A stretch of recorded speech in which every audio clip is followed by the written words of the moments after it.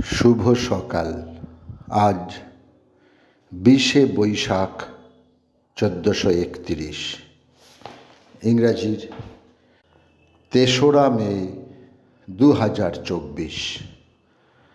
জামাইকার আদি বাসিন্দারা নিজেদের দেশকে জামাইকা নামে অভিহিত করতেন, যার অর্থ হল বন বা জঙ্গলের দেশ।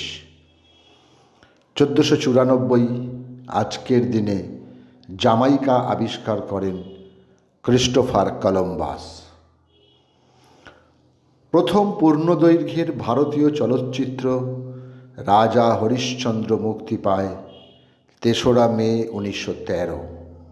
পরিচালক দাদা সাহেব ফালকে। উত্তরপ্রদেশের মুকুর উন্নাওতে 3রা মে 1939 নেতাজি সুভাষচন্দ্র বসুর নেতৃত্বে গঠিত হয় ভারতীয় এক রাজনৈতিক দল ফরওয়ার্ড ব্লক। বাঙালি আইনজীবী, অধ্যাপক ও প্রগতিশীল সাহিত্যিক ছিলেন নরেশচন্দ্র সেনগুপ্ত। আজ তাঁর জন্মদিন। 3রা মে 1883 বাংলাদেশের বগুড়া জেলায় তাঁর জন্ম হয়। বাংলা সাহিত্যে জীবনধর্মী উপন্যাস রচনার পথিকৃৎ ছিলেন তিনি। মার্কিন লোকসঙ্গীত শিল্পী পিট সিগারের আজ জন্মদিন। 3রা মে 1919 ম্যানহাইটনে তিনি জন্মগ্রহণ করেন। এক প্রকার আধ্যাত্মিকতার সঙ্গে হুইসল ওভার কাম গানটি গেয়ে সিগার সমগ্র বিশ্বের দরবারে জনপ্রিয় হয়ে ওঠেন।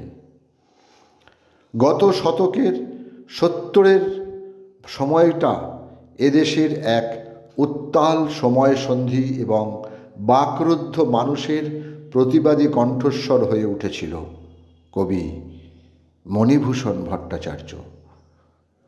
তীব্র যন্ত্রণা ও শানিত ব্যঙ্গ এই ছিল তাঁর প্রতিবাদের আয়ুধ। আজ কবির জন্মদিন। 3রা মে 1938 বাংলাদেশের চট্টগ্রামের সীতাকুণ্ড নামক শহরে তিনি জন্মগ্রহণ করেন। ভারতীয় শিক্ষাবিদ ও রাজনীতিবিদ ছিলেন জাকির হোসেন খান। তিনি ছিলেন ভারতের 3য় রাষ্ট্রপতি। তাঁর কাজের সময়সীমা ছিল 13ই মে 1967 থেকে 3রা মে 1969।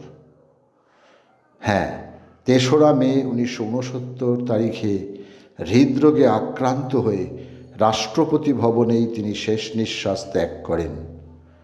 1954-তে তিনি পদ্মভূষণ এবং 1963-তে ভারতরত্ন সম্মানে সম্মানিত হয়েছিলেন।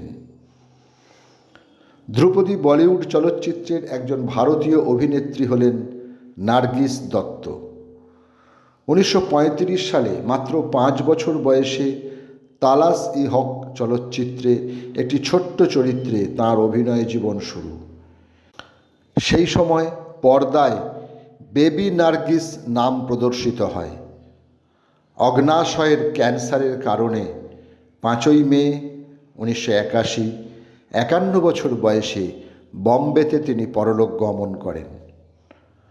কল্লোল যুগের একজন বহুমুখী প্রতিভার অধিকারী বাঙালি কবি, ছোট গল্পকার, ঔপন্যাসিক এবং চিত্র পরিচালক প্রেমেন্দ্র মিত্রের আজ মৃত্যুদিন। সময়টা 1988। মানুষের সম্পর্কের ভাঙা গড়া, মনের জটিলতা, মধ্যবিত্ত ও নিম্নবিত্তের ব্যথা বেদনার কথা প্রকাশে তিনি ছিলেন অনন্য। বাংলাদেশি শাস্ত্রীয় সঙ্গীত শিল্পী ইলা মজুমদার। 3রা মে 2011 বাংলাদেশের ঢাকায় তিনি শেষ নিঃশ্বাস ত্যাগ করেন। সকলকেই আমার আনত প্রণাম।